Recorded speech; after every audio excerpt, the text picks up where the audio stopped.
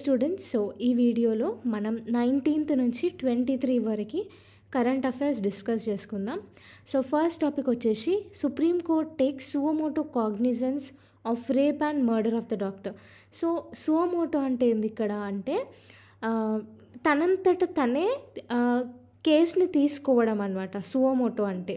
So అంతకుముందు కూడా child లేబర్కి సంబంధించి ఫైర్ క్రాకర్స్ ఫ్యాక్టరీస్లల్లో చైల్డ్ లేబర్ని పెట్టి చేపిస్తున్నారు అనేసి సుప్రీంకోర్టే సువోమోటోగా ఆ కేసు తీసుకొని చిల్డ్రన్ని ప్రాహిబిట్ చేసిందనమాట అట్లాంటి హార్మ్ఫుల్ ఇంకా డేంజరస్ ఫ్యాక్టరీస్లో పనిచేయడానికి.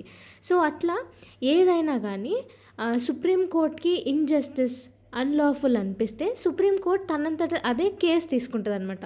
సో అట్లనే కోల్కతాలో డాక్టర్ రేప్ అండ్ మర్డర్ కేసుని సువోమోటోగా తీసుకుంది. నెక్స్ట్ వచ్చేసి India and Sri Lanka bilateral exercise. So ఇండియాకి ఇంకా శ్రీలంకకి మధ్యన మిత్రశక్తి అనే బయోలేటరల్ ఎక్సర్సైజ్ అనేది జరిగింది.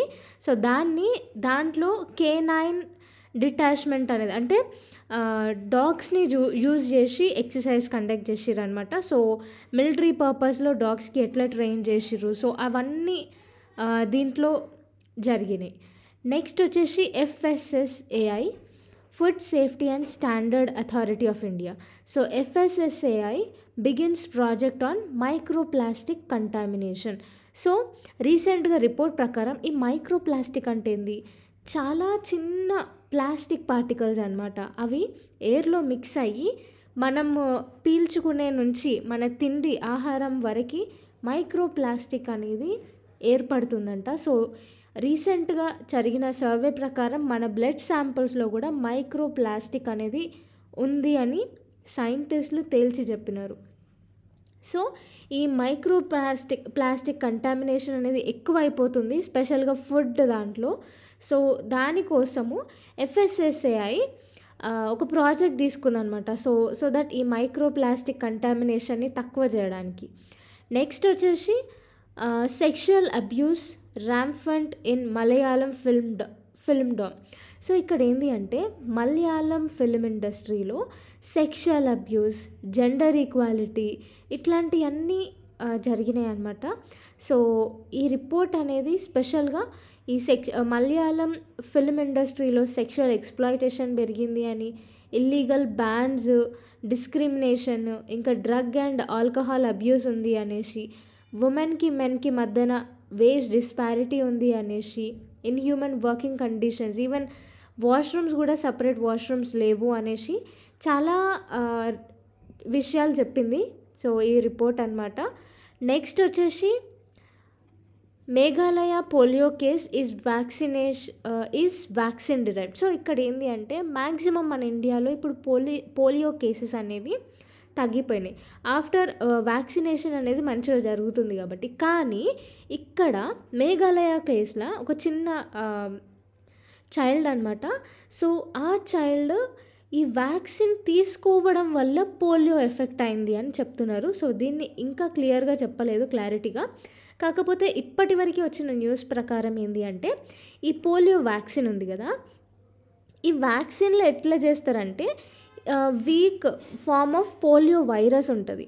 సో ఆ వైరస్ని మన బాడీలోకి ఇంజెక్ట్ చేసి ఏం చేస్తారు అంటే అది వైరస్ ఆల్రెడీ వీక్ ఫామ్లో ఉంటుంది కాబట్టి మన ఇమ్యూన్ సిస్టమ్ దానికి రెస్పాండ్ అయ్యి దాన్ని కిల్ చేస్తుంది అనమాట. సో అట్లా వేరే రియల్ పోలియో వైరస్ వచ్చినా కానీ ఆల్రెడీ అది అలవాటు పడింది కాబట్టి ఇమ్యూన్ సిస్టమ్ ఏం చేస్తుంది, రియల్ పోలియో వైరస్ వచ్చినా కానీ దాన్ని కనిపెట్టి దాన్ని చంపేస్తుంది అనమాట.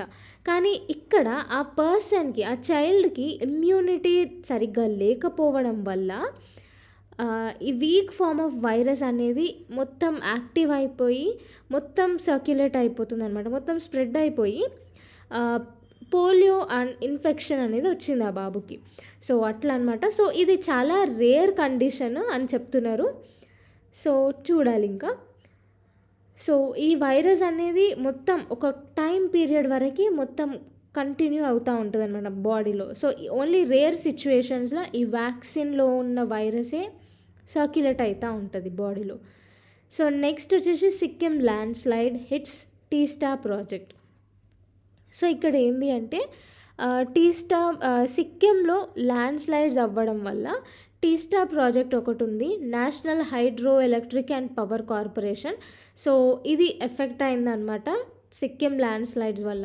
సో అంతకుముందు మనకి కేరళ ల్యాండ్ స్లైడ్స్, మళ్ళీ కర్ణాటక ల్యాండ్ స్లైడ్స్, ఇట్లాంటి హిమాచల్ ప్రదేశ్లో land slide glacier out burst అయింది.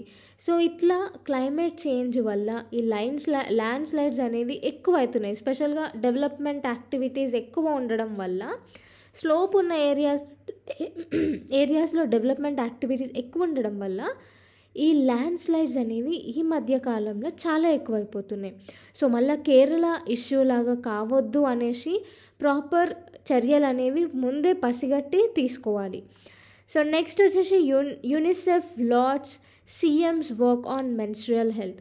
సో ఇక్కడ ఏంటి అంటే యూనిసెఫ్ మధ్యప్రదేశ్ చీఫ్ మినిస్టర్ని మెచ్చుకుందనమాట. సో ఈ మధ్యప్రదేశ్ చీఫ్ మినిస్టర్ స్పెషల్గా ఈ అడాలసెంట్ గర్ల్స్కి 57.18 crores అనేది అలొకేట్ చేసిండు స్పెషల్గా మెన్స్ట్రుయల్ హెల్త్ని ఇంప్రూవ్ చేసుకోవడానికి, మళ్ళీ స్కూల్ హైజీన్ ప్రమోట్ చేసుకోవడానికి, ఇంకా మెన్స్ట్రుయల్ హెల్త్ అవేర్నెస్ కోసం ఈ ఫండ్ అనేది అలొకేట్ చేసిండు అనమాట. సో స్పెషల్గా స్కూల్ లెవెల్లో ఉన్న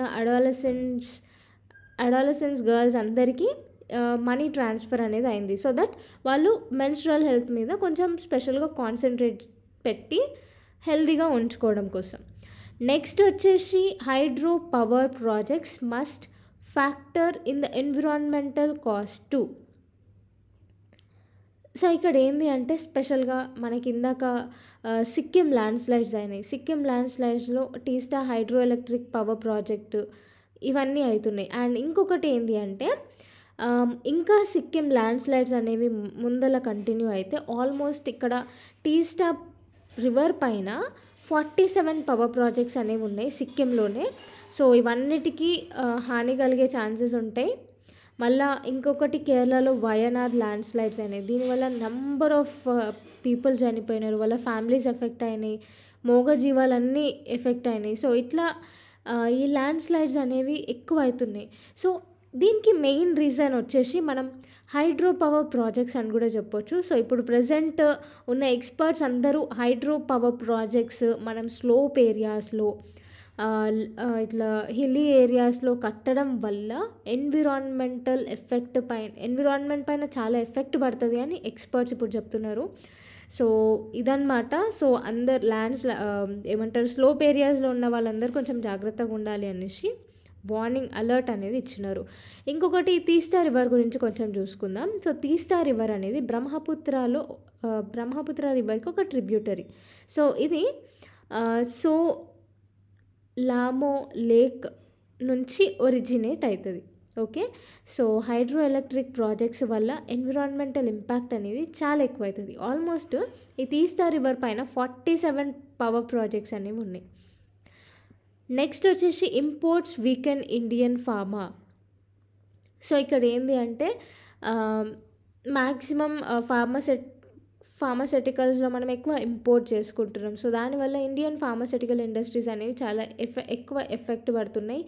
అండ్ ఫార్మా సెక్టర్లో ప్రైజెస్ అనేవి చాలా పెరిగిపోయినాయి. ఫర్ సపోజ్ ఈ ప్రైజెస్ని రెగ్యులేట్ చేయడానికి డ్రగ్స్ ప్రైస్ కంట్రోల్ ఆర్డర్ 2013లో తీసుకొని వచ్చారనమాట. సో అది ఇంకా కరెక్ట్గా ఇంప్లిమెంట్ అవ్వట్లేదు. సో ఎట్లా పడితే అట్లా మెడికల్ షాప్స్ వీళ్ళందరూ ప్రైజెస్ అనేవి డబుల్ రేట్ ఆల్మోస్ట్ అట్లా అమ్ముతున్నారనమాట.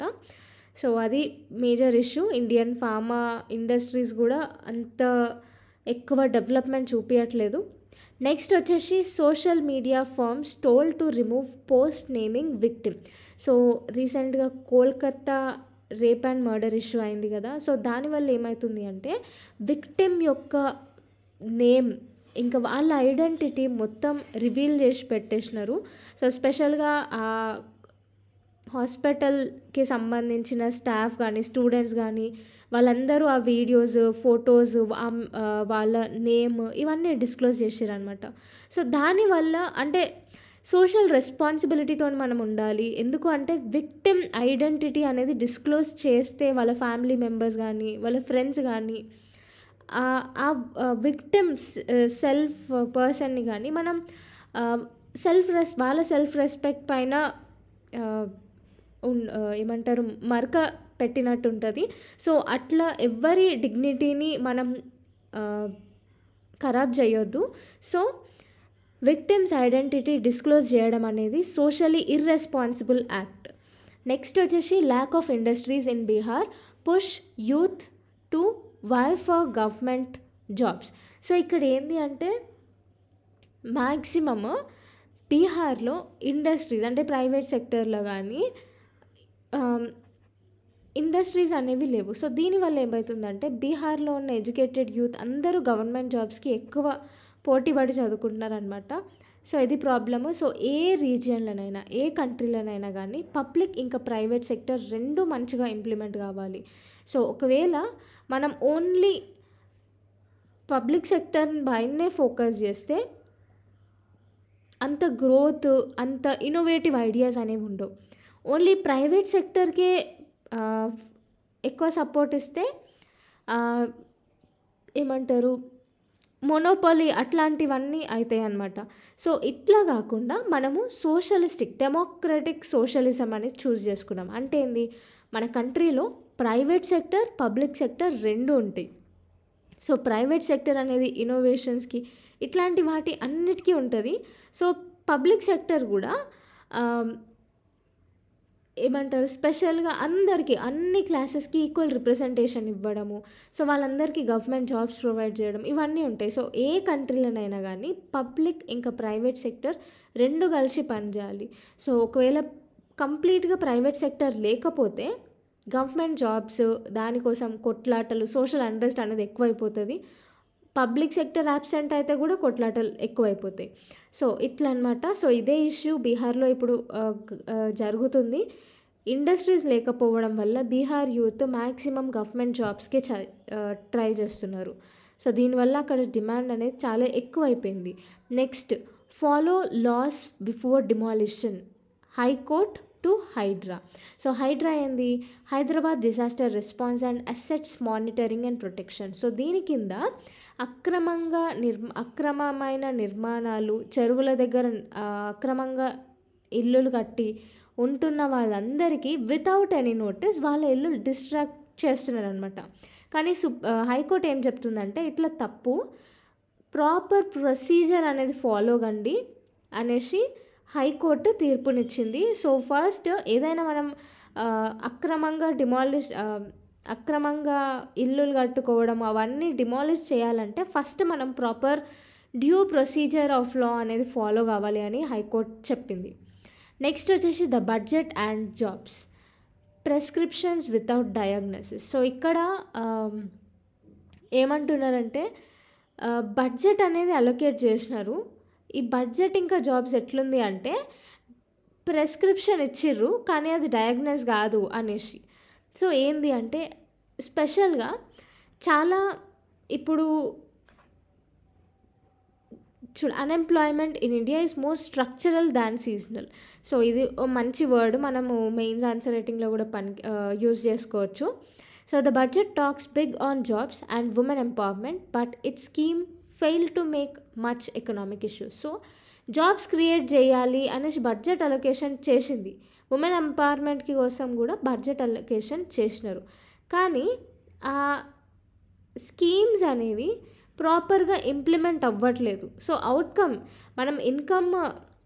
మనం ఇన్వెస్ట్‌మెంట్ చేసినప్పుడు ప్రాపర్ అవుట్‌పుట్ కూడా రావాలి కదా! సో, అవుట్‌పుట్ అనేది కరెక్ట్‌గా రావట్లేదు డ్యూ టు గవర్నెన్స్ ఇన్‌ఎఫిషియన్సీ వల్ల, ఇంకా ఫైనాన్షియల్ ఇన్‌స్టెబిలిటీ వల్ల. సో, దీనివల్ల ఎట్లా అంటే సేమ్ ప్రెస్క్రిప్షన్ వితౌట్ డయాగ్నోసిస్ లాగానే ఇప్పుడున్న జాబ్స్ పైన, వుమెన్ ఎంపవర్మెంట్ పైన చర్యలు తీసుకుంటున్నారు అనేసి ఇది ఒక ఆర్టికల్ రాసినారనమాట. ఆల్మోస్ట్ మన ఇండియాలో 90% వర్క్ ఫోర్స్ అందరూ ఇన్ఫార్మల్లీ ఎంప్లాయిడ్ అనమాట. So, next 134 Gujarat teachers absent without sanctioned leave. So, ఇక్కడ ఏమవుతుంది, గవర్నమెంట్ టీచర్స్ లీవ్ శాంక్షన్ కాకుండానే ఇంతమంది 134 టీచర్స్ అనే వాళ్ళు అబ్సెంట్ అయినారు. అంటే ఎంతమంది స్టూడెంట్స్ ఎఫెక్ట్ అవుతారు దీనివల్ల? గవర్నమెంట్ మనీ ఇంతగనం పోతుంది. అందుకే ప్రాపర్ ఆడిటింగ్ సిస్టమ్ అనేది తీసుకొని రావాలి.